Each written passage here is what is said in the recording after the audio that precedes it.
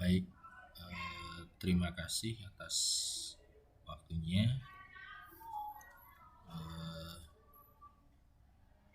Kali ini saya akan membahas tentang budaya positif dan izinkan saya untuk share screen kepada Bapak Ibu semua.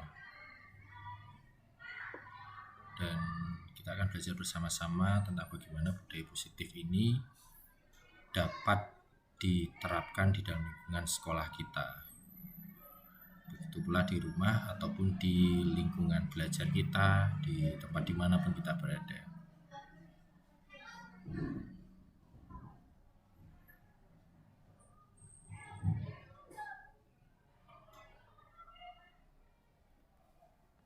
Baik, saya akan sharekan tentang bagaimana budaya positif dan penerapannya di lingkungan sekolah, di rumah, dan juga di lingkungan dimanapun Bapak Ibu berada. Dan ini juga sebagai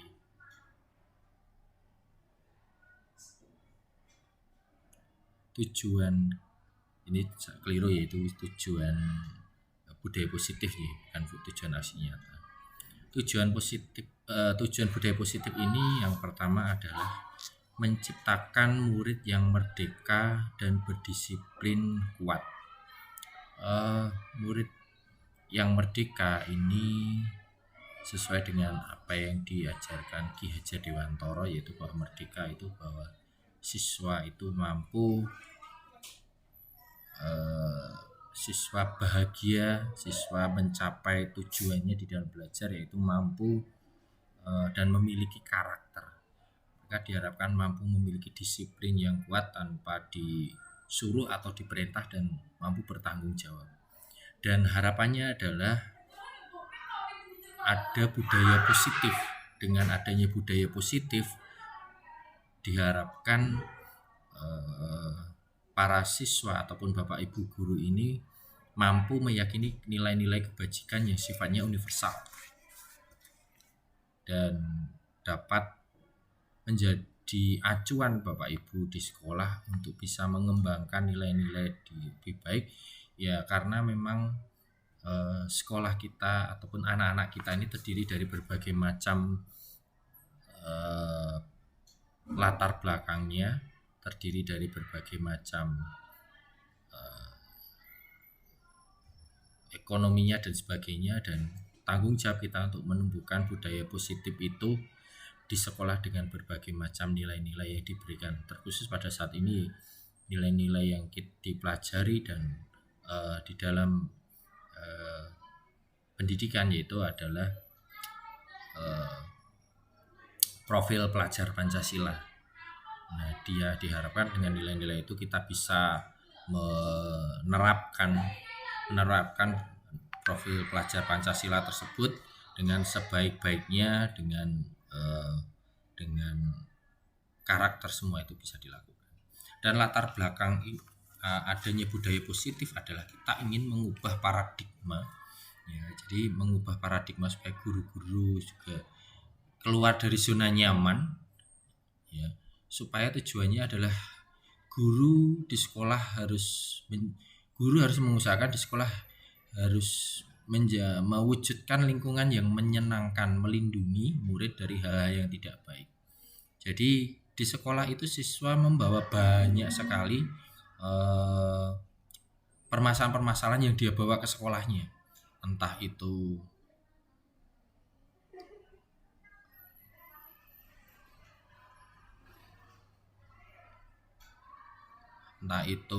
permasalahan keluarganya dan sebagainya, itu mereka bawa ke sekolah. Nah, harapannya guru bisa mewujudkan lingkungan yang nyaman di sekolah. Nah, dengan lingkungan yang nyaman tersebut, maka karakter murid itu bisa tumbuh dengan baik. Harapannya berubahnya adalah berubah ke arah yang positif. Jadi bukan ke arah sebaliknya. Murid yang dulu, misalnya contoh di situ adalah murid yang tadinya malas itu bisa menjadi bersemangat, ya, bukan kebalikannya.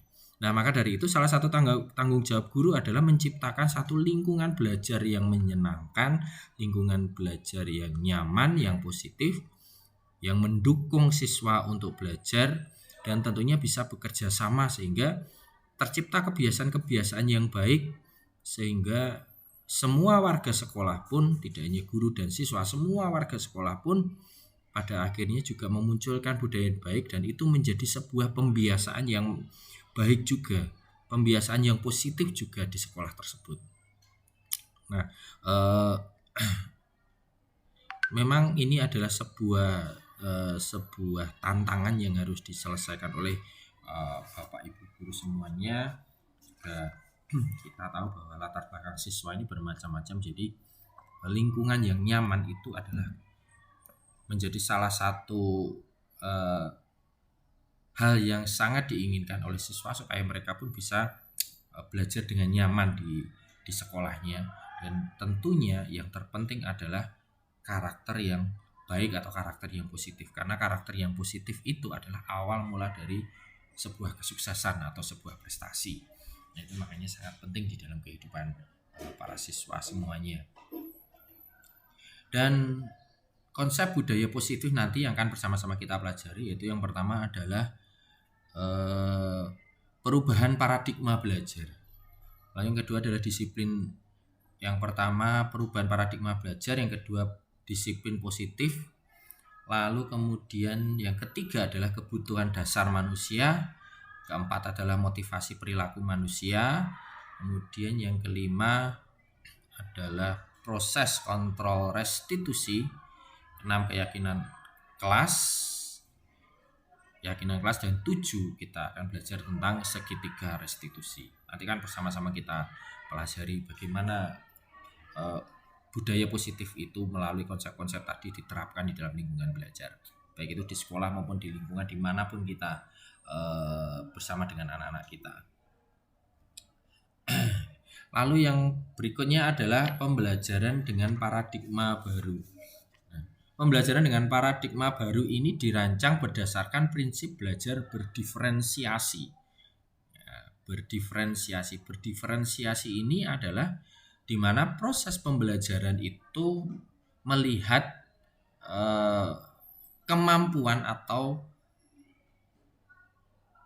kemampuan siswa di dalam proses pembelajaran tersebut, karena kita tahu proses pembelajaran yang diterima oleh setiap siswa itu berbeda. Misalkan contoh, ada yang bisa cepat dengan tepat menerima, ada yang juga mungkin ketika diajarkan itu harus cukup saja, atau mungkin malah blas sama sekali mereka tidak memahami, itu juga ada. Maka ada pembedaan proses, bukan berarti ini dibilang tidak adil, tidak, tetapi pembedaan proses supaya masing-masing siswa ini tetap mencapai tujuan utama mereka di dalam belajar, yaitu sebuah keberhasilan.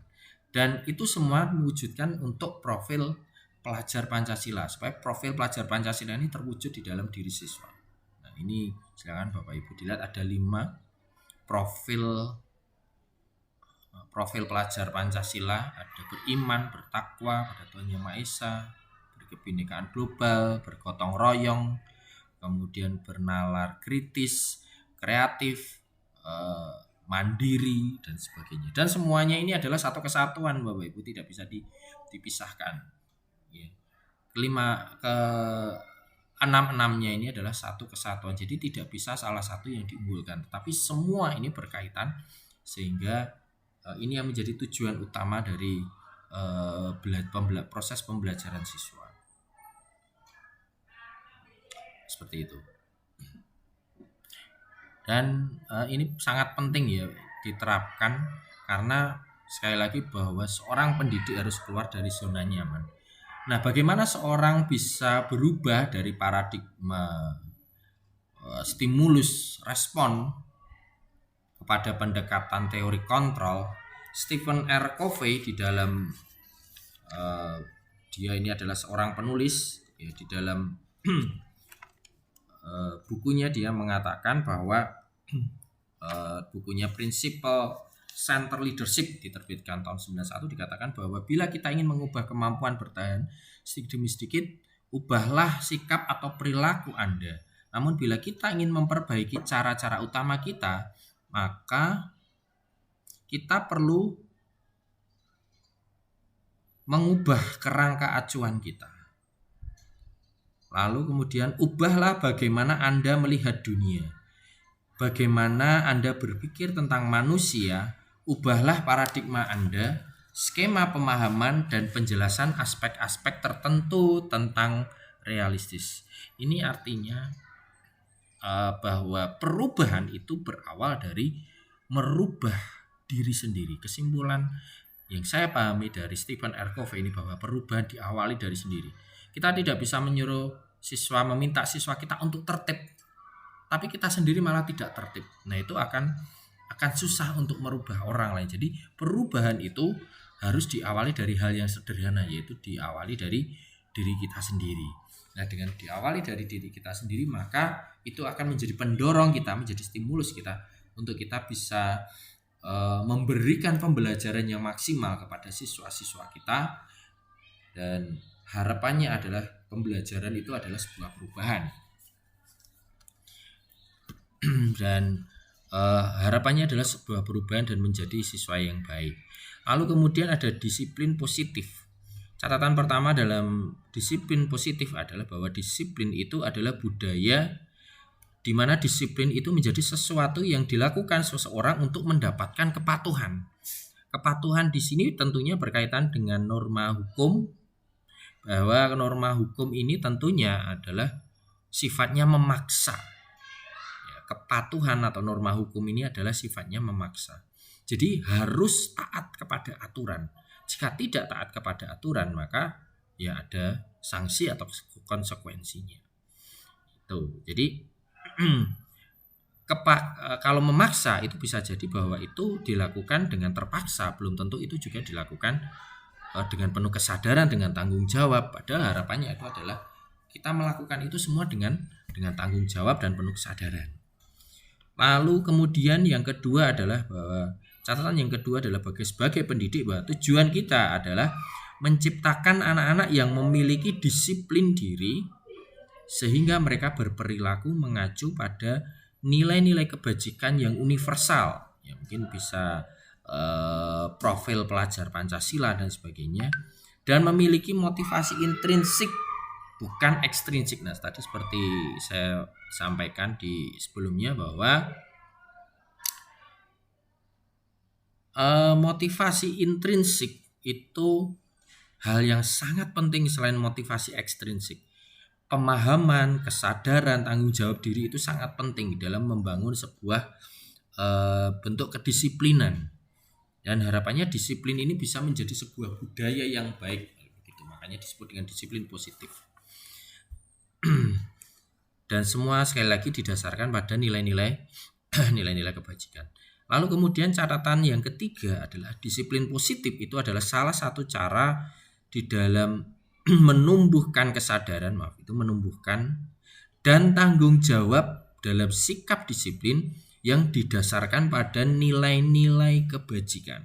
Nah, ini masih sama kaitannya dengan yang nomor 2 tadi, bahwa sikap disiplin itu harus diawali dengan kesadaran, dengan tanggung jawab, bukan didasarkan karena disuruh ataupun dipaksa. Saya ada satu benar bahwa aturan itu harus dipaksa baru dia mau. Kok saya kurang setuju dengan pemahaman begitu. Ada yang berpendapat begitu.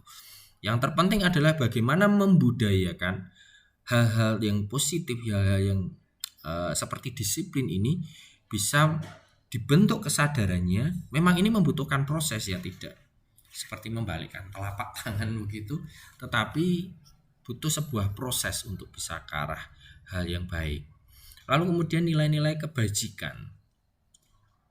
Nilai-nilai kebajikan adalah sifat-sifat positif manusia yang merupakan tujuan yang ingin dicapai setiap individu. Jadi sifat-sifat positif manusia yang ingin dicapai setiap individu. Untuk nilai-nilai kebajikan yang kita kenal sekarang ini adalah profil pelajar Pancasila misalkan. Lalu kemudian ada juga nilai-nilai kebajikan yang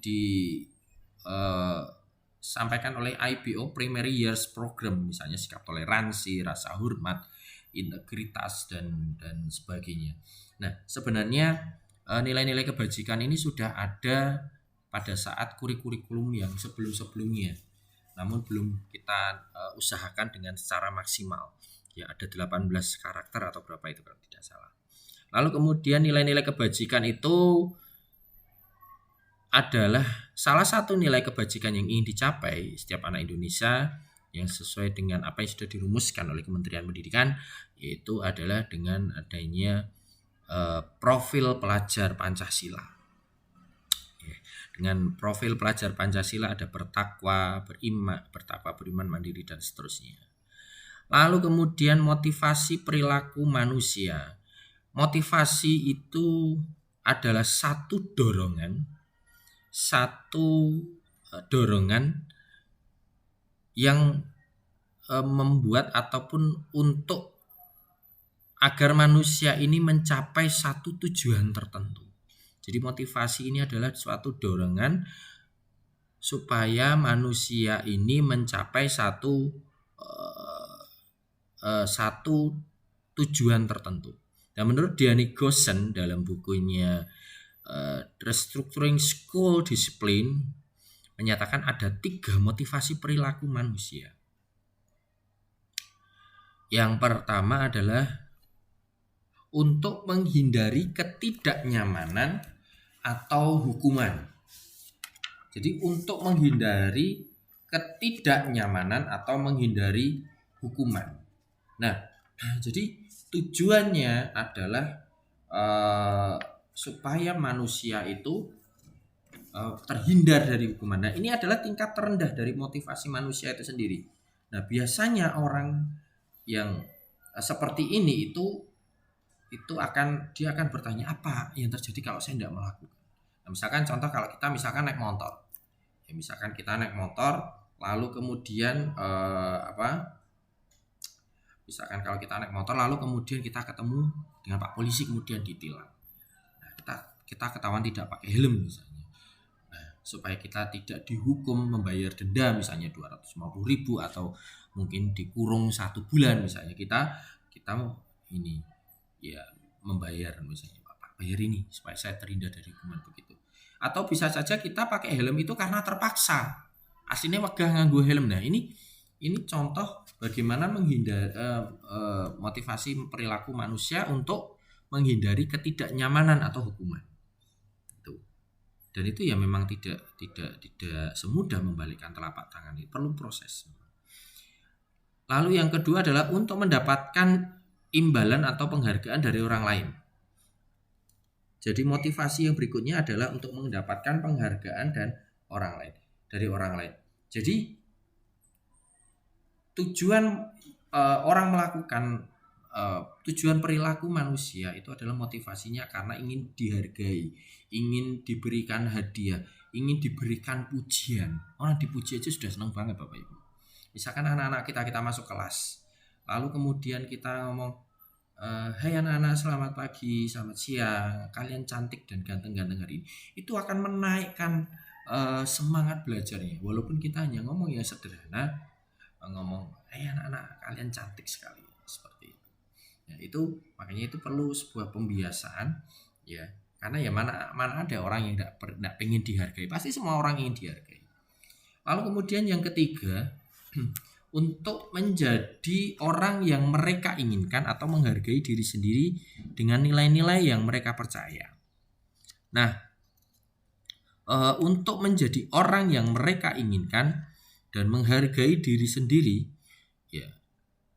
Jadi setiap orang itu selalu ingin harga dirinya itu bisa diterima oleh orang lain. Maka dari itu dia membrand dirinya, yaitu misalnya ya, orang itu disiplin sekali ya, orang itu tertib sekali ya, kita pasti ingin seperti itu. Tidak ada mungkin orang yang kok orang itu kok tidak tertib ya, kan tidak mungkin orang yang tidak ingin seperti itu ya. Nah itu jadi misalnya apa ya, itu tadi misalnya saya terlambat, supaya saya terlambat saya tidak diingatkan oleh guru-guru lain termasuk oleh kepala sekolah, maka saya harus datang tepat waktu. Nah, itu mungkin yang pertama, tetapi berbeda dengan orang yang menghargai diri sendiri. Wah, saya ingin membentuk diri saya menjadi orang yang disiplin, maka saya tidak boleh datang terlambat. Ketika saya misalkan datang ke sekolah tepat waktu, ya disitulah saya ingin membuat diri saya menjadi orang yang taat kepada aturan, terutama kepada, kalau pendidik ya berarti aturan-aturan sebagai seorang pendidik, terutama sebagai aparatur sipil negara, kan begitu. Nah, inilah motivasi perilaku manusia, yang terjadi di dalam diri kita. Nah, jadi penting sekali untuk bisa menggali motivasi diri di dalam diri manusia, ya, karena di dalam diri kita, karena itu sangat penting sekali, karena kita ini adalah hidup, ya seperti dikatakan Ki Hajar Dewantara, ingarso sing tulodo. Karena kita ini hidup, karena kita ini menjadi seorang pendidik, bukan memberikan pengajaran tetapi memberikan pembelajaran. Jadi kita ini tidak hanya memberikan secara materi, tetapi benar-benar memberikan secara contoh hidup. Karena contoh hidup itu adalah buku yang sangat besar yang bisa dilihat dan dibaca oleh semua siswa, ataupun dibaca oleh teman-teman kita, rekan-rekan sejawat kita. Ini ya. Gitu. Jadi sekali lagi sangat penting sekali untuk kita mendorong perilaku dan mendorong motivasi kita, itu mendorong sesuatu hal ke arah sesuatu yang positif, atau ke arah yang sesuai dengan apa yang dirindukan dari Bapak Ki Hajar Dewantara sebagai orang yang memandegani pendidikan ini hadir di Indonesia, gitu. Dan berikutnya adalah hukuman, konsekuensi, dan restitusi. Saya awali dari hukuman.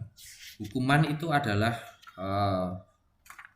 sesuatu yang tidak terencana, dan anak-anak atau murid tidak tahu apa yang terjadi dan tidak dilibatkan di dalam proses hukuman tersebut. Jadi yang namanya hukuman itu datangnya hanya dari satu arah saja, dari pihak guru. Misalkan si anak itu baru datang ke sekolah, kamu kenapa kok pakai sepatu putih? Ayo sekarang dilepas.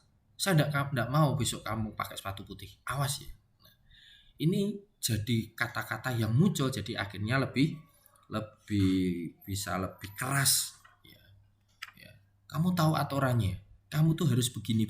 Jadi sekali lagi namanya kepatuhan terhadap suatu aturan itu adalah seperti pemaksaan. Ada sebuah pemaksaan, ada unsur paksa di sana. Karena memang sifat dari norma hukum atau norma aturan sendiri itu adalah karena dia harus dipaksa. Gitu. Tetapi perbedaannya dengan anak-anak kita itu tidak semudah itu. Kemudian kita memaksakan mereka untuk mereka melakukan itu pun juga kurang pas. Lalu kemudian yang berikutnya adalah konsekuensi. Konsekuensi ini sudah direncanakan, kemudian disepakati, lalu kemudian dibahas dan disetujui oleh murid-murid dan guru. Nah, jadi konsekuensi ini murid sudah tahu, guru sudah tahu. Nah, apa yang dibahas di dalam konsekuensi tersebut? Konsekuensi itu misalnya ditanamkan saja tentang nilai-nilai keyakinan apa yang ada di dalam kelas.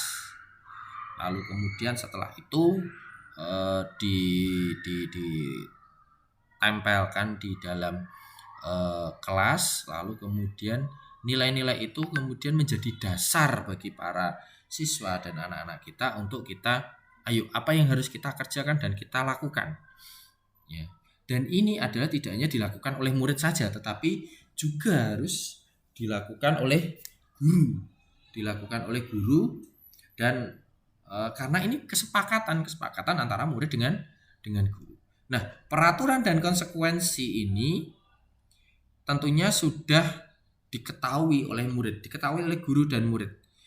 Dan guru ini sifatnya adalah memonitor. Guru sifatnya hanya memonitor dan memantau saja sampai di mana murid-muridku ini gitu. Lalu kemudian yang berikutnya adalah tentang restitusi. Restitusi ini lebih soft lagi daripada konsekuensi. Jadi restitusi adalah proses menciptakan kondisi murid untuk memperbaiki kesalahan mereka.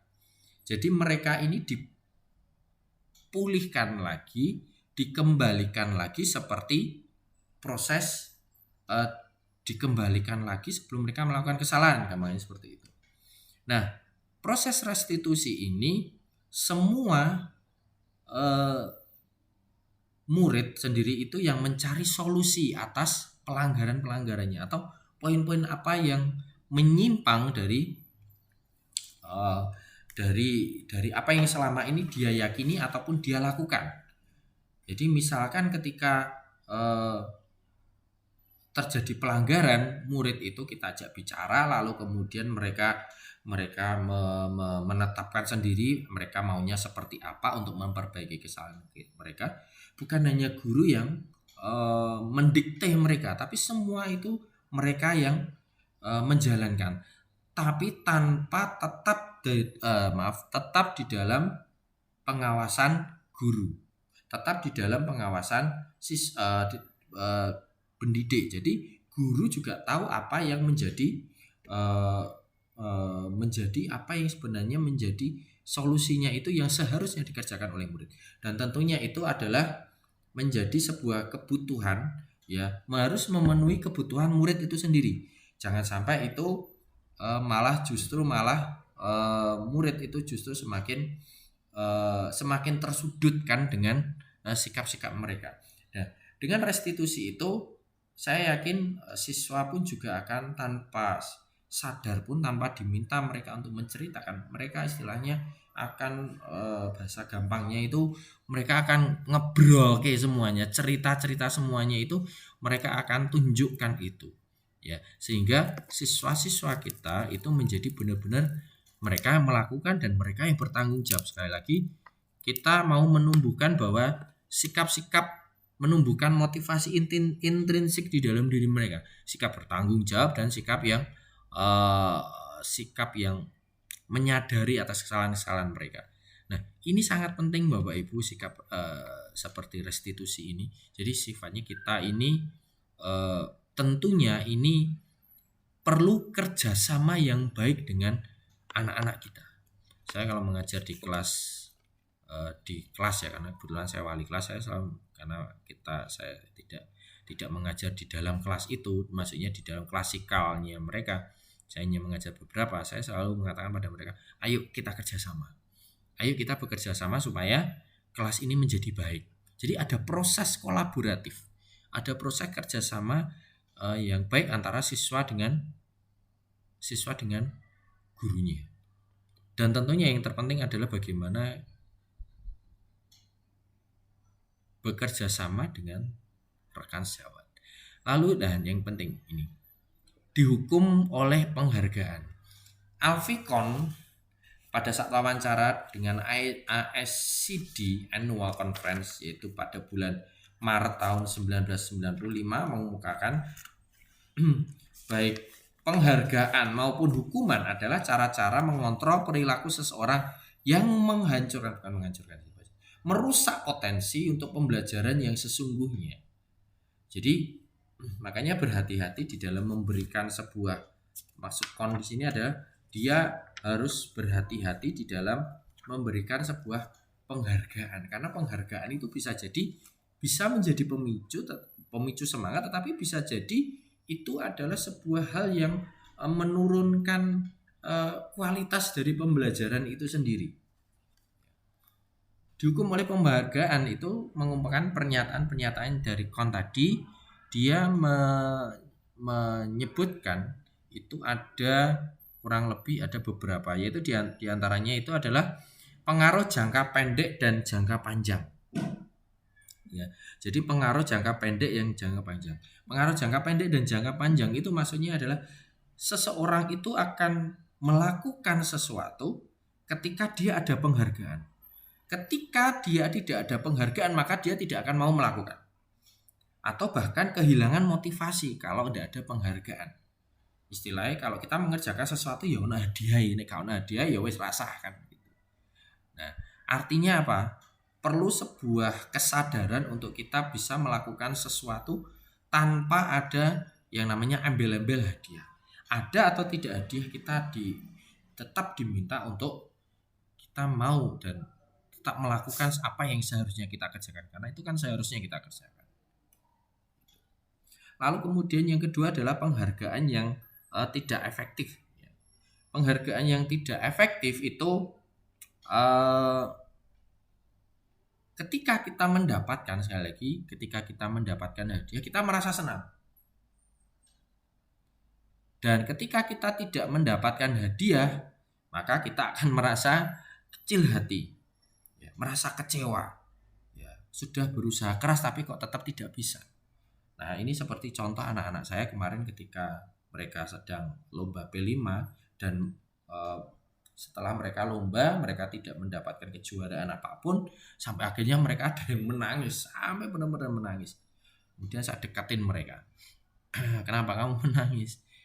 Ya, yang penting kamu sudah memberikan yang terbaik, usaha yang terhebat, dan saya yakin usahamu yang kamu buat ini bukan usaha yang main-main. Ya. Nah, seperti itu. Jadi ada satu kecewa ketika misalkan tidak menerima sebuah kejuaraan. Nah, ini penghargaan yang menurut KON itu adalah penghargaan yang tidak efektif. Lalu kemudian berikutnya adalah penghargaan yang merusak hubungan. Ketika seseorang diberi penghargaan dan atau dipuji di depan banyak orang, maka tentu saja akan banyak orang lain yang akan merasa iri dan bahkan tidak menyukai orang yang diberikan penghargaan tersebut. Ini penting, ya. Ketika kita diberikan sebuah penghargaan, tentunya pasti ada orang yang tidak suka dengan penghargaan yang kita terima atau iri, ya, merasa iri. Dan ujung-ujungnya adalah ketika sudah merasa iri, kita ingat iri adalah pintu gerbang dari sebuah kejahatan yang besar. Amarah itu adalah pintu gerbang menuju kejahatan yang besar. Ya, maka dengan iri hati seperti itu, maka ya bisa jadi dia akan berpikir secara emosional tentang orang tersebut. Wah, dia dikasih ini terus, dikasih hadiah terus, saya mah enggak. Nah, itu penghargaan itu bisa merusak di dalam sebuah hubungan.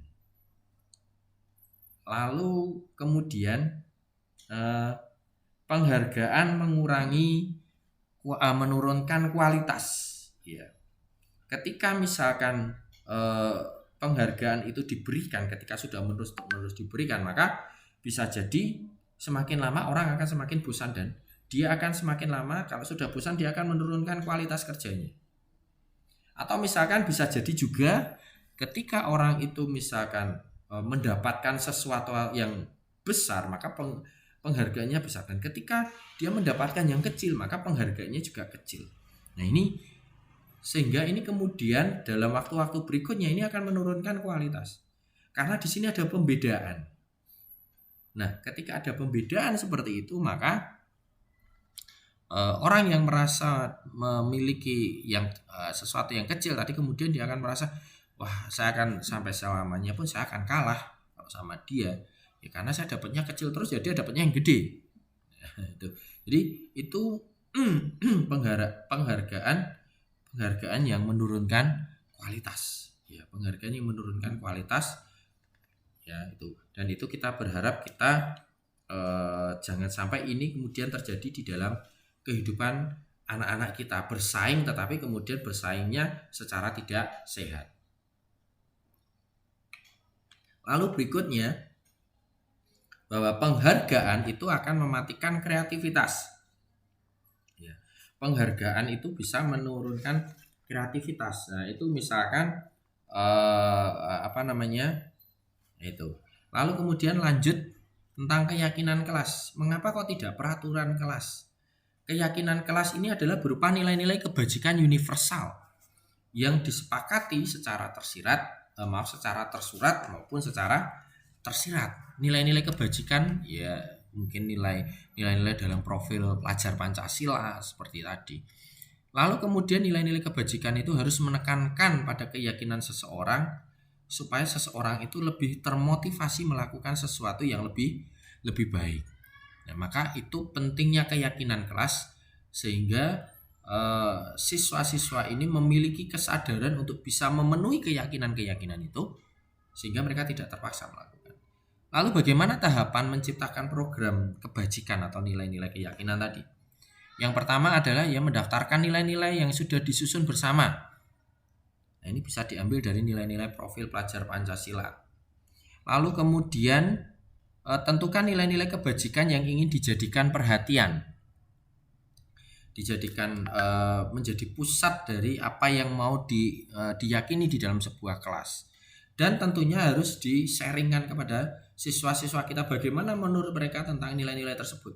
Karena mereka juga lah yang akan melaksanakan atau menerapkan nilai-nilai tersebut. Lalu kemudian disempurnakan dengan daftar-daftar nilai kebajikan, kemudian dibahas kembali di dalam kelompok. Lalu setelah itu bisa dibuat semacam poster atau apapun yang mereka bisa melihat atau mengingat, baik itu di kelas maupun bisa dimuat di dalam media sosial tentang keyakinan-keyakinan kelas kita. Bahkan mungkin sekarang bisa dilihat melalui classroom. Lalu pembentukan tentang keyakinan kelas. Keyakinan kelas ini lebih bersifat abstrak daripada peraturan yang lebih rinci. Ya, namanya nilai itu sifatnya umum. Sifatnya general. Ya, sifatnya umum dan sifatnya general supaya mereka paling tidak memahami dan meyakini serta menerapkan nilai-nilai itu secara benar. Dan keyakinan kelas itu adalah sekali lagi tadi pernyataan-pernyataan yang universal dan tentunya dibuat dalam bentuk kalimat-kalimat yang positif sehingga bisa mendorong mereka untuk menjadi ke arah berperilaku yang positif juga. Dan keyakinan ini hendaknya tidak terlalu banyak sehingga mudah untuk diingat dan dipahami warga kelas. Misalkan profil pelajar Pancasila itu ada 6. Kita bikin dulu 3. Nah, 3 ini kita tekuni, kita seriusi dengan sungguh-sungguh supaya siswa ini dapat melakukannya dengan benar. Nah, kalau sudah melakukannya dengan benar, maka kita bisa menambahkan nilai-nilai yang lain di kemudian hari lewat apa? Lewat yang namanya peninjauan kembali atau evaluasi. Nilai-nilai yang sudah ada tadi kita refleksikan, ya, kemudian kita refleksikan sehingga apakah nilai-nilai tadi memang relevan ataupun masih perlu kita tambah.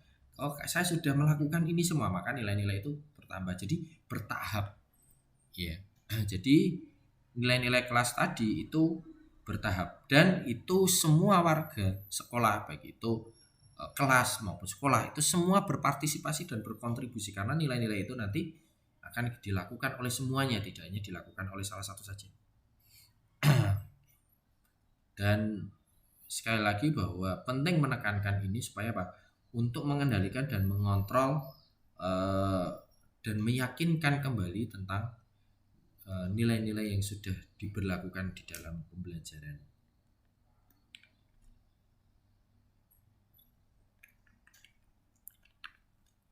Dan bersedia meninjau kembali keyakinan kelas ini dari waktu ke waktu. Jadi sekali lagi bahwa keyakinan kelas ini harus dievaluasi secara kontinu atau teratur. Sehingga apakah memang perlu nilai-nilai kelas itu tadi ditambah dan sebagainya. Dan ini contoh keyakinan kelas yang contohnya adalah dari kelas 1 ya, kelas 1 SD. Nah, ini contohnya, setiap anggota perlu belajar. Setiap anggota kelas perlu senang. Nah, ini kesepakatan ya. Kesepakatan dengan murid-murid. Lalu kemudian ini contoh yang kelas 7, bagaimana menghormati, bekerja sama dan diterima atau dimiliki 3 nilai itu. Lalu kemudian itu dijabarkan di dalam sebuah kata-kata operasional sehingga kata-kata itu kemudian menjadi acuan untuk kita melakukan sesuatu atau melakukan sebagai dasar kita untuk kita menerapkan peraturan keyakinan-keyakinan tersebut. Nah, tentang kebutuhan dasar manusia menurut William Glasser, Dr. William Glasser, kebutuhan manusia itu ada 5. Di antaranya yang pertama itu adalah bertahan hidup, kemudian butuh kasih sayang, lalu kemudian kebiasaan, ya saya ulangi, bertahan hidup, lalu kemudian perlu kasih sayang, kebebasan, kesenangan, dan penguasaan diri. Yang pertama adalah bertahan hidup. Ya, setiap orang rindu untuk bisa memiliki umur yang panjang. Setiap orang ingin bisa dia survival dengan keadaan apapun. Ya, jadi makanya doa setiap lagu panjang umur, lagu selamat ulang tahun itu adalah panjang umurnya, supaya mereka bisa bertahan hidup. Lalu kemudian yang kedua, masih yang pertama yaitu tentang bertahan hidup ini, manusia tentunya juga sangat membutuhkan sekali yang namanya kebutuhan pokok, sandang, pangan, dan papan, pakaian, pangan, dan perumahan atau rumah. Ini sangat penting, hal yang pokok dan tidak bisa dimungkiri manusia butuh itu. Lalu kemudian yang kedua adalah kasih sayang dan rasa diterima. Setiap orang tentunya pengen disayang, setiap orang tentunya pengen dia bisa diterima oleh orang lain. Nah, kalau kita lihat bagaimana siswa-siswa ini bisa dalam pemikiran kita, oh anak ini kok bandel sekali, oh anak ini kok sepertinya kok bikin ulah terus di kelas, ndablek, bahasa gampangnya mungkin seperti itu. Tetapi mungkin kalau kita menyadarinya, ada banyak hal mereka melakukan seperti itu. Ketika orang masuk pertama kali ke sekolah, ada banyak hal yang mereka bawa. Mungkin permasalahan keluarganya, mungkin juga permasalahan yang lain. Jadi mereka berangkat ke sekolah itu, saya yakin mereka tidak nol ya, tetapi ada banyak sekali yang dibawa oleh mereka. Gitu. Jadi dan mereka ini pengen istilahnya mereka ini kemudian caper. Ya. Dengan caper begitu, maka mereka ini kan sebenarnya pengen diperhatikan. Jadi rasa diterima, bisa diterima oleh orang lain, oleh gurunya dan sebagainya. Lalu berikutnya adalah kebebasan. Yes, manusia itu selalu ingin bebas. Ya, tentunya kebebasan yang bertanggung jawab, bukan bebas sebebas-bebasnya, tidak. Tetapi kebebasan yang bertanggung jawab. Ini sangat penting, Bapak Ibu. Ya. Siapa sih yang tidak ingin bebas? Pasti semua orang ingin bebas. Ya. Lalu kemudian yang berikutnya adalah kesenangan. Kebutuhan dasar manusia adalah happy. Manusia tentunya pengen senang. Mana ada manusia hidupnya pengen susah? Tidak ada. Semua manusia hidupnya adalah kepengen senang. Semua manusia hidupnya adalah kepengen happy, gembira. Ya. Kalau ada yang mengatakan hati yang gembira adalah obat. Nah, maka dengan adanya kegembiraan dan kesenangan ini bisa menjadi semacam jamu ya di dalam dirinya, supaya mereka ini bisa menjalani apapun itu dengan nyaman dan tenang. Begitu pula dengan siswa kita. Siswa kita juga butuh kesenangan. Siswa kita juga butuh yang namanya diperhatikan. Dan kesenangan-kesenangan siswa ini pun juga harus kita fasilitasi dengan banyak hal. Misalnya dengan kalau kegemarannya misalnya bermain game Mobile Legends misalnya. Sekarang ini ada namanya e-sport, electronic sport. Jadi game-game yang sudah ditentukan di kriteria sangat ketat oleh pemerintah ini bisa menjadi sebuah alternatif permainan olahraga. Ya, olahraga otak ya, terutama olahraga. Lalu berikutnya adalah penguasaan. Semua manusia pasti butuh yang namanya menguasai. Ya, kalau manusia tidak punya kuasa, dia tidak akan ada harganya apa-apa. Maka manusia itu sangat penting untuk bisa memiliki kebutuhan itu untuk dia bisa menguasai. Cuma tingkatnya adalah tadi penguasaannya itu di dalam sesuatu yang besar atau sesuatu yang sesuatu yang sangat kecil, ya, sesuatu yang besar atau sesuatu yang mungkin sesuatu yang sangat kecil. Itu. Nah, itulah kelima dasar kebutuhan manusia. Dan sekali lagi kelima dasar kebutuhan itu tidak bisa terlepaskan. Manusia butuh bertahan hidup saja, tidak butuh kasih sayang, tidak mungkin. Manusia butuh kebebasan aja tanpa butuh bertahan hidup, itu pun juga tidak mungkin. Ya, jadi semuanya adalah berimbang. Itu. Dan berikutnya sekarang 5 posisi kontrol restitusi. Yaitu yang pertama itu adalah penghukum, kedua pembuat rasa bersalah, kemudian yang ketiga itu adalah sebagai teman, dan yang keempat berikutnya adalah sebagai pemantau. Ya. Itu. Penghukum itu adalah sebagai seorang penghukum ini lebih keras, ya. Dia lebih tegas di dalam dia memposisikan kontrolnya sebagai penghukum. Ya. Misalkan contohnya ketika misalkan ada siswa yang kemudian tidak membawa tidak membawa buku pelajaran atau tidak membawa atau tidak mengerjakan PR, ya. Jadi kemudian dia mengatakan sesuatu yang menjudge atau menghakimi anak tersebut, ya. Jadi seorang penghukum itu bisa menggunakan hukuman fisik, bisa menggunakan hukuman verbal. Ya, contohnya kata-kata yang sering dipakai misalnya, ini aturan sekolah, kalau kamu tidak melakukan, awas. Seperti itu. Nah, ini contohnya. Jadi mereka akan sudah merasa terhukum dan mereka akan semakin tersudutkan. Ya, kamu itu salah. Ya, kamu itu salah, dibilangi ngeyel dan sebagainya. Itu adalah posisi kontrol penghukum. Ya.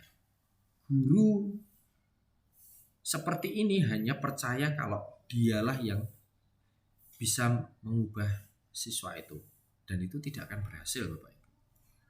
Justru siswa akan semakin tersudut, siswa semakin akan merasa dirinya akan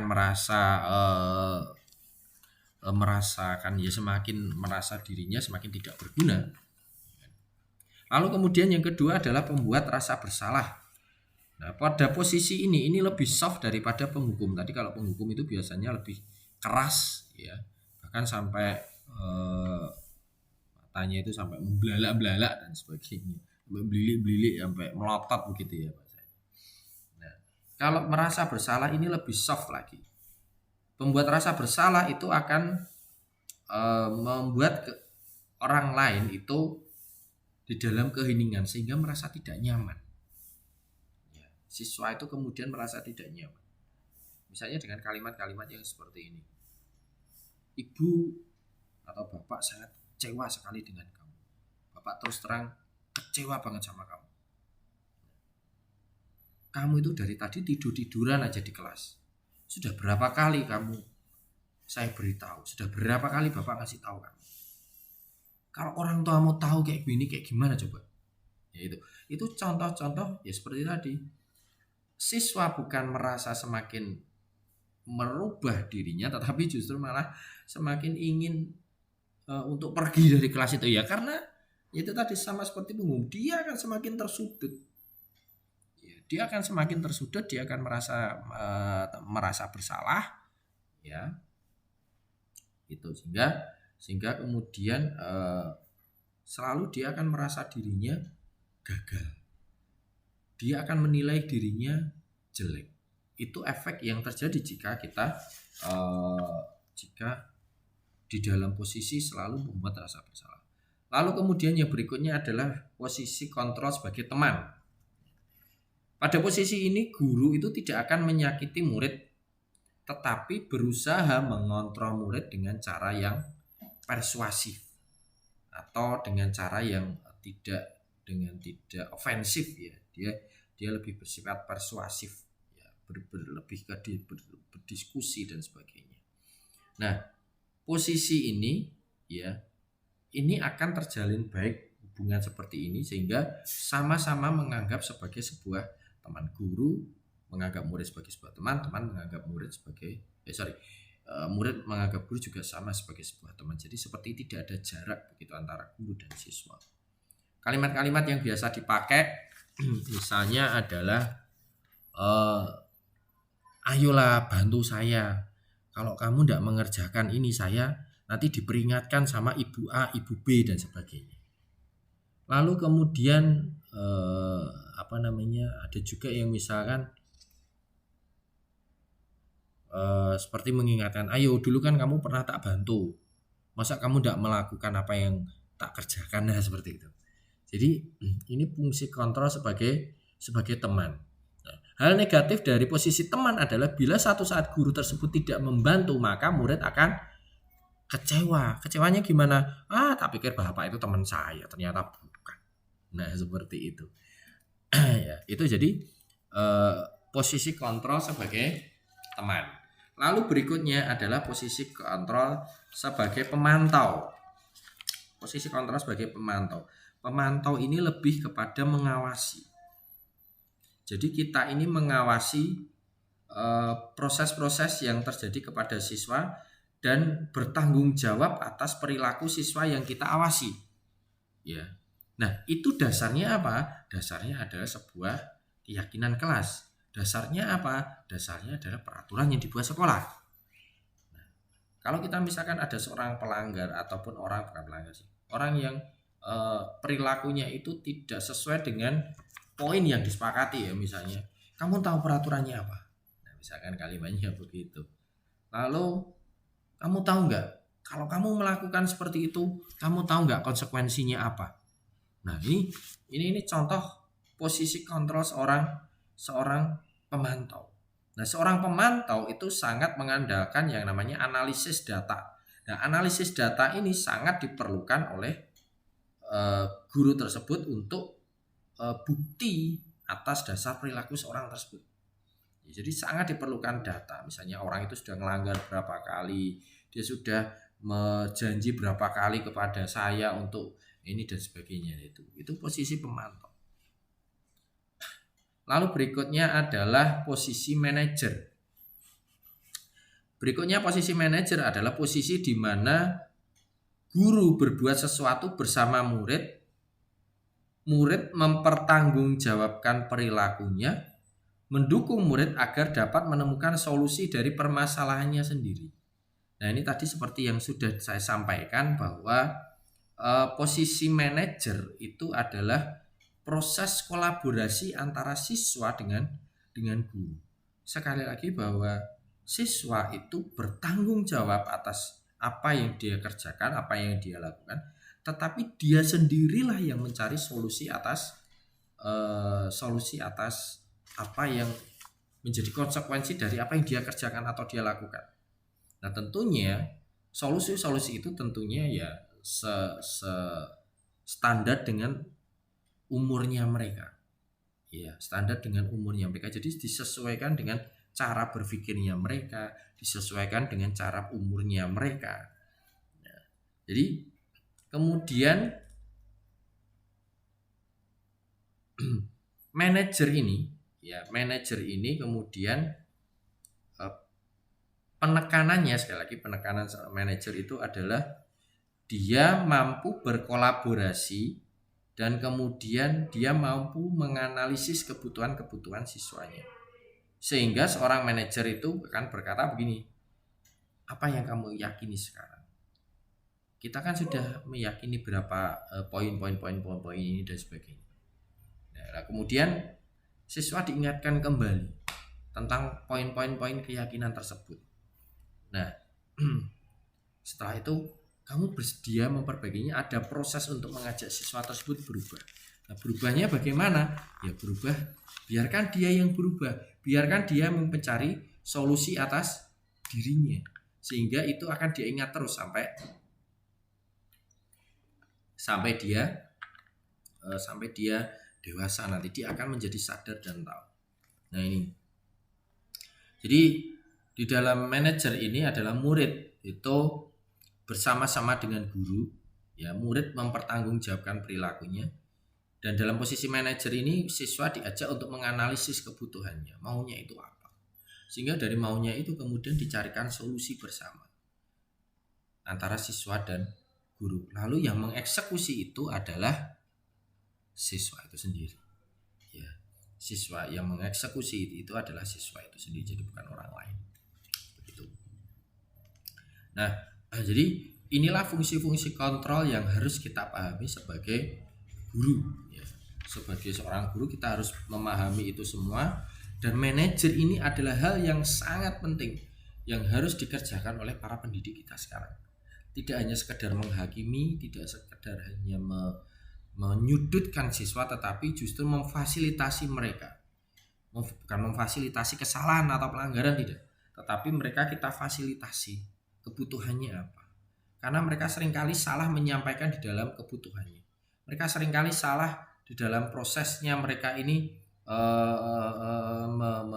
menyampaikan apa yang seharusnya mau dibutuhkan itu apa. Kadang-kadang kita tidak bisa menggali, sehingga kemudian muncullah yang namanya kalimat di dalam diri kita, siswa itu nakal, siswa itu ndablek, padahal mereka ini sebenarnya sedang membutuhkan kita. Siswa ini sebenarnya sedang mencari kita, dan kita pun harus menangkap dan tanda kutip menangkap siswa tersebut. Nah, kemudian ada segitiga restitusi. Segitiga restitusi ini pertama kali dikemukakan oleh Diane Goosen dalam bukunya, yaitu Restructuring School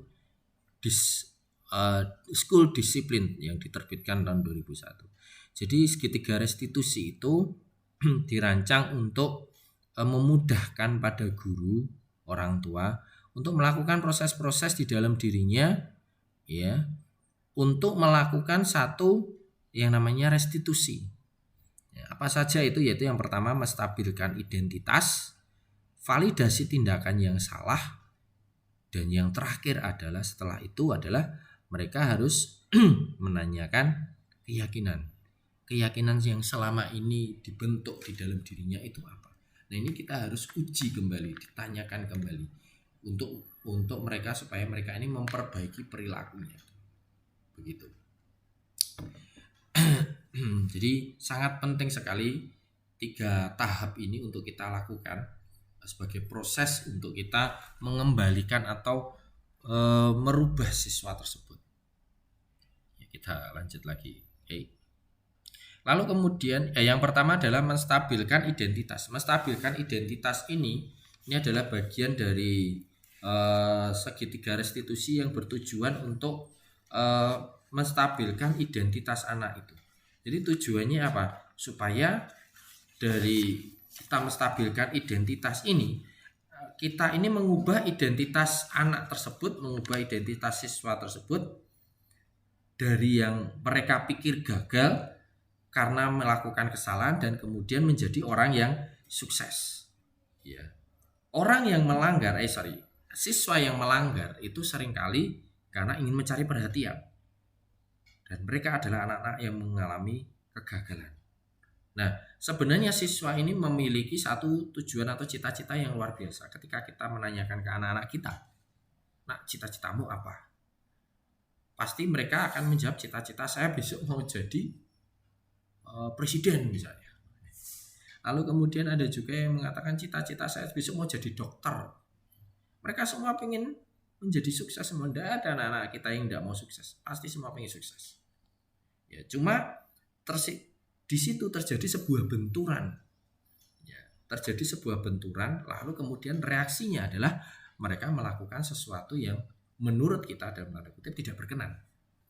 Ya, makanya kita kan tahu ada aksi, ada reaksi. Ya. Nah, ketika mereka memperlakukan seperti itu, maka kita juga istilahnya bisa meng-cooling down kan orang-orang yang pada saat siswa ini pasti mereka akan mengalami yang namanya emosi.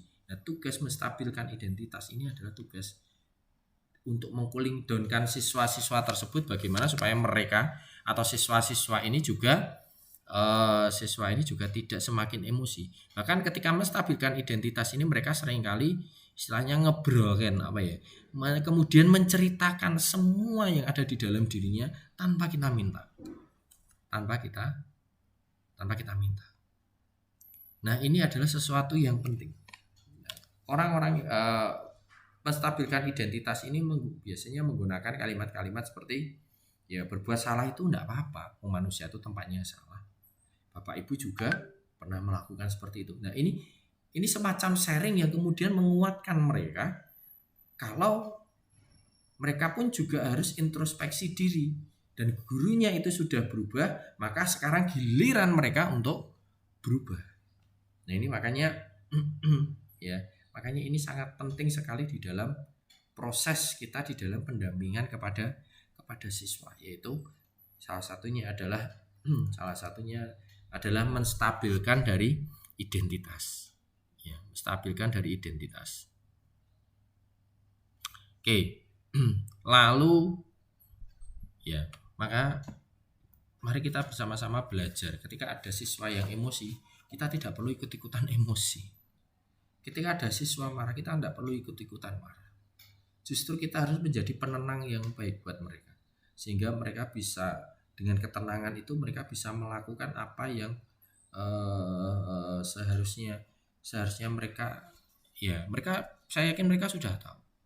Ya, tetapi kita bagaimana mengontrol emosinya mereka, mengontrol emosi kita dulu sebelum kita bisa menghadapi mereka. Kalau kita belum bisa mengontrol diri kita, jangan pernah kita untuk langsung berhadapan dengan mereka. Kita perlu menenangkan diri dulu, melihat anak itu seperti apa, baru kemudian kita maju. Ya, jadi proses memperbaiki diri itu sangat penting dalam proses menstabilkan identitas ini. Ya, jadi sekali lagi Bapak Ibu dan Bapak Ibu semuanya, kita yakinkan bahwa para siswa itu bisa menyelesaikan semuanya. Ya, kita kembalikan bahwa identitas mereka ini, bahwa sebenarnya mereka itu mampu untuk menyelesaikan permasalahan. Ya, mereka mampu untuk menyelesaikan masalahnya mereka. Lalu berikutnya yang setelah tahap tadi yang kita lakukan adalah validasi tindakan yang salah. Menurut teori kontrol, semua tindakan manusia baik atau buruk pasti memiliki maksud atau tujuan. Bukan tujuan, itu lebih kepada alasan kenapa dia melakukan tindakan tersebut. Ya. Semua perbuatan yang dilakukan manusia pasti ada alasannya, baik itu perilaku positif maupun perilaku yang kurang baik. Itu saya yakin pasti ada alasannya. Nah, ini yang nanti akan digali di dalam posisi validasi ini akan digali. Ya, akan digali bagaimana menggali cara pandangnya. Cara pandangmu itu salah, Mas. Cara pandangmu itu salah, Mbak. Maka yang benar seharusnya bagaimana? Kembali lagi. Yakini keyakinan kelasmu itu seperti apa. Nah, ini kembali lagi diingatkan kepada mereka untuk kita ini tentang keyakinan kelasnya mereka, gitu. Lalu bisa menggunakan kalimat-kalimat seperti ya, Bapak Ibu tidak tertarik dengan siapa yang salah, tetapi ya kamu juga berhak merasa begitu. Ya, kamu juga punya alasan tahu kenapa kamu melakukan seperti itu. Nah, kamu sudah melakukan seperti itu, sekarang coba dong cari sesuatu lain yang mungkin kamu tidak merugikan kamu sendiri dan juga mungkin tidak merugikan orang lain. Nah, ini semangat untuk memotivasi seperti ini yang sangat penting untuk mereka butuhkan. Jadi bukan hanya seperti tadi yang menyudutkan dan sebagainya, tetapi mereka ini butuh kebutuhannya itu dipenuhi. Ya, mungkin mereka selama ini ada emosi yang meluap-luap ketika kita deketin. Ya, misalkan seperti tadi, kamu boleh seperti itu, tetapi coba kamu dengan sikap dan waktu yang tidak tepat, tidak pas lakukan itu, coba kamu cari yang lain. Nah, artinya ini juga mendorong mereka untuk mereka bisa berpikir apa yang bisa mereka lakukan untuk mereka bisa memberikan yang positif, yang baik, bukan dengan cara-cara yang tidak bisa diterima seperti tadi. Ya, seperti itu.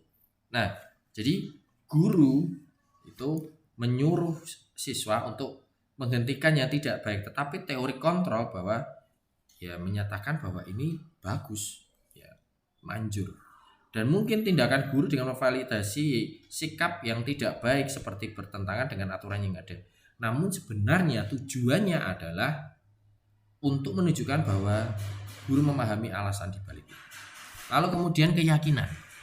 Menanyakan keyakinan ini sangat penting sekali di dalam proses restitusi. Ya. Menanyakan keyakinan ini mengatakan bahwa pada dasarnya harus didasari keyakinan itu harus didasari dari motivasi internal, dari dalam diri, harus diawali dari sebuah tanggung jawab, harus diawali dari sebuah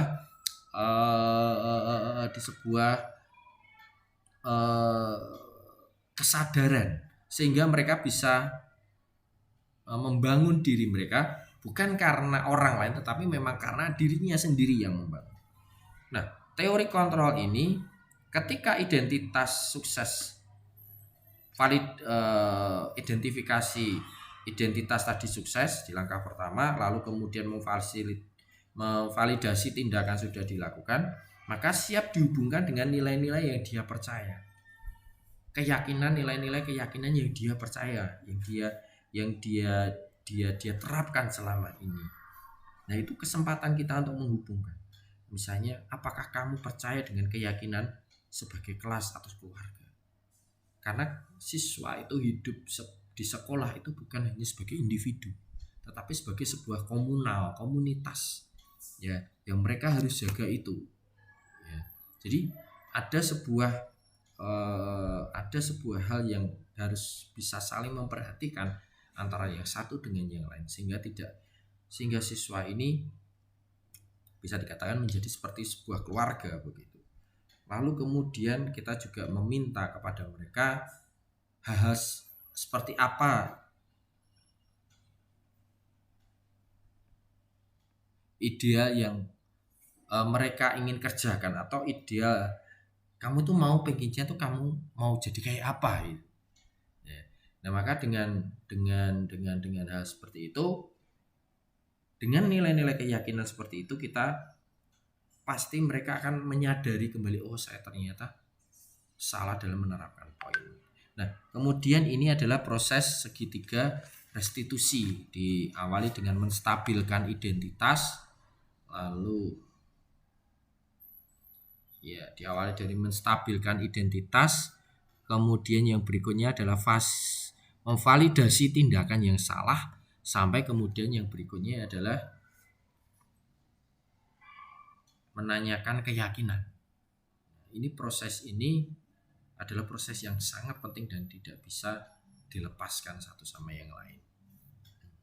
Dan tentunya ini harus kita pelajari sungguh-sungguh di dalam kita menangani murid-murid kita, anak-anak kita, siswa-siswa kita, supaya kita tidak mudah menjudge mereka, mengecap mereka sebagai anak yang nakal, anak yang dablek dan sebagainya.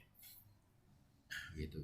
Jadi segala sesuatu itu pasti bisa segala sesuatu pasti bisa untuk dikomunikasikan, saya yakin.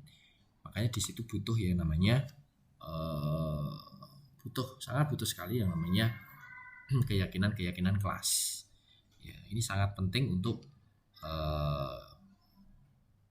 mereka, siswa-siswa kita, untuk bisa merubah diri menjadi lebih baik, merubah diri menjadi lebih ini bukan karena, sekali lagi, bukan karena orang lain yang mengubah dia, tetapi dirinya sendiri yang mengubah, ya, sehingga mereka benar-benar menjadi siswa yang berharga dan sebagainya.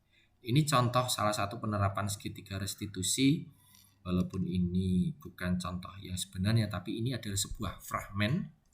Namun ini kasus-kasus yang kami angkat ini adalah kasus-kasus yang biasanya terjadi di lingkungan sekolah, terutama di sekolah kami. Jadi Ini saya angkat, kemudian ini saya jadikan sebagai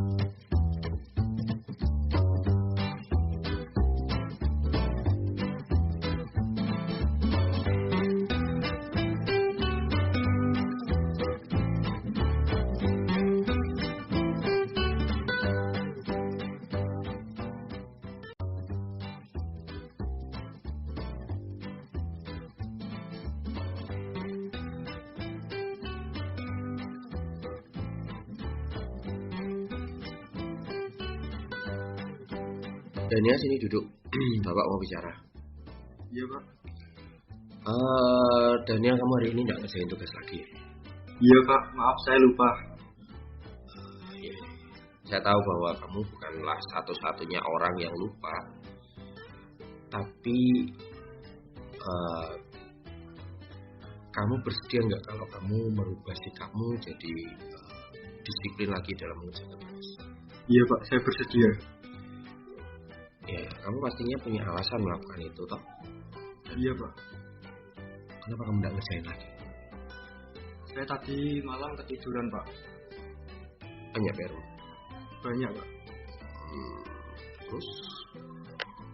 Ya saya ketiduran gara-gara kebanyakan tugas itu, jadi saya nggak sempat ngerjain tugas itu. Oke. Tapi kemarin kamu ingat kamu mau ngerjain tugas itu, ingat nggak? Ingat. Terus capean. Kecapean. Oke. Ya, jadi kamu tahu nggak, Dan, ya, kita kan punya kesepakatan kelas kita, toh? Tahu Pak. Bahwa ngumpulin tugas harus tepat waktu. Oke, nah itu kesepakatan kita. Setiap ada tugas selalu dikumpulkan apa? Tepat waktu. Kumpulin tugasnya, abaikan dulu nanti kontennya, isinya seperti apa, benar apa salah seperti apa. Yang penting kamu kumpulkan. Kamu kan ingin jadi orang sukses, kan? Ingin Pak, saya ingin membahagiakan orang tua saya. Nah, kalau begitu, kalau kamu ingin bikin orang tuamu itu bahagia, sekarang komitmenmu apa? Saya ingin ngerjain PR lagi dan tidak lupa mengerjakan tugas-tugas. Mengumpulkan tugas tepat waktu. Oke. Nah, itu janjimu, komitmenmu? Iya Pak. Oke. Nah, baik, kalau begitu sekarang penuhi komitmenmu, dan disiplin ini adalah kunci kesuksesan seperti yang sama kamu inginkan. Nah, sekarang sampai sini kamu bisa kembali ke kelas, sudah jamnya ganti pelajaran. Tetap semangat belajar, makin disiplin ya. Iya Pak. Oke. Baik Pak, saya permisi dulu. Oke, terima kasih Daniel.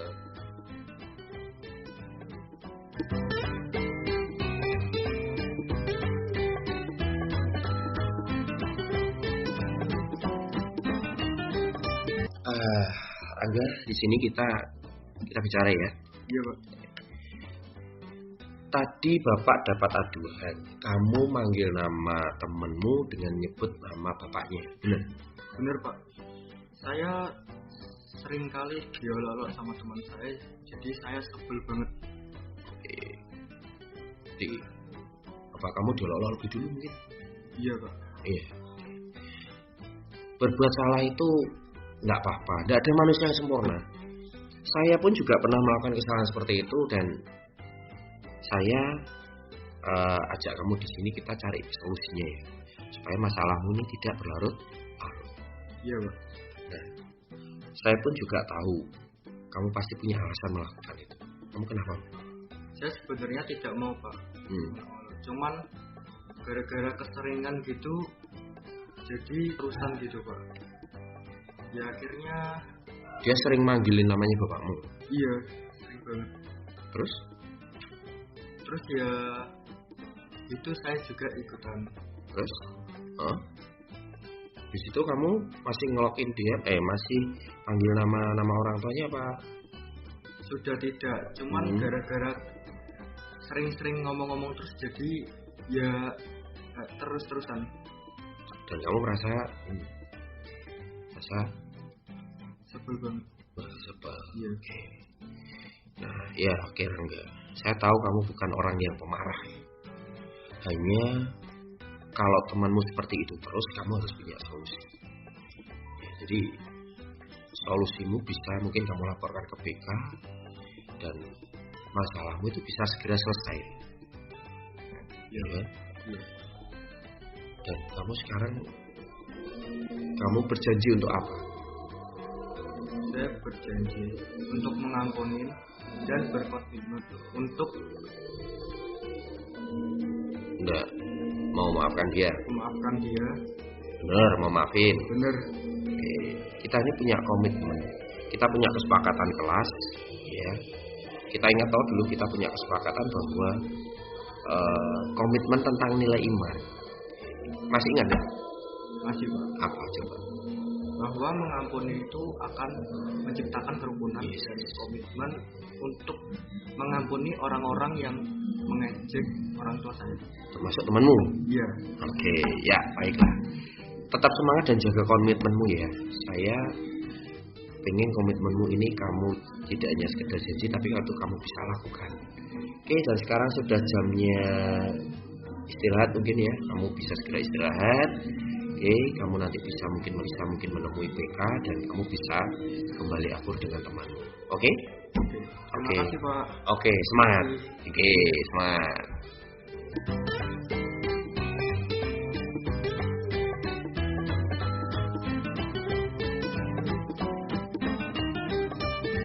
Perkenalkan, nama saya Rangga Daniel Setiawan.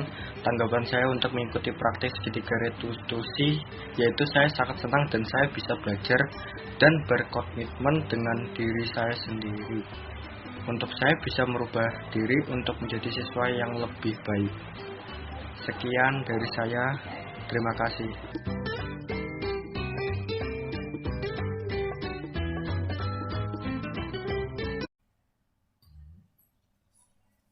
Baik, tadi sudah bersama-sama kita dengarkan contoh penerapan segitiga restitusi dan tanggapan siswa tadi juga luar biasa. Itu benar-benar pengalaman pribadinya dia, sehingga dia merasakan bahwa ternyata harus benar-benar mendengarkan. Ya, tadi harus kerjasama antara siswa dengan guru, tidak bisa seenaknya, tidak bisa sembarangan berbuat untuk belajarnya dia dan sebagainya. Nah, ini ternyata sangat bermanfaat sekali untuk bisa membawa anak-anak kita di dalam praktek penerapan segitiga restitusi tersebut, supaya mereka bisa benar-benar menjadi benar-benar memahami apa sebenarnya proses pembelajaran tersebut. Dan sekali lagi bahwa pentingnya penerapan segitiga restitusi ini adalah untuk bersama-sama supaya siswa itu juga dilibatkan dalam banyak hal, gitu, sehingga mereka lebih berkarakter dan menjadi anak hebat. Demikian presentasi dari saya, dan saya kembalikan kembali ke Bapak Agung Agustin Dwi Putra. Demikian saya sampaikan dan terima kasih.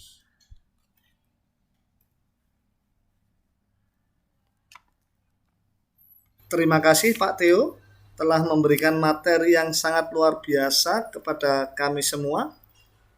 Baik Bapak Ibu, untuk sesi selanjutnya akan kami buka sesi tanya jawab.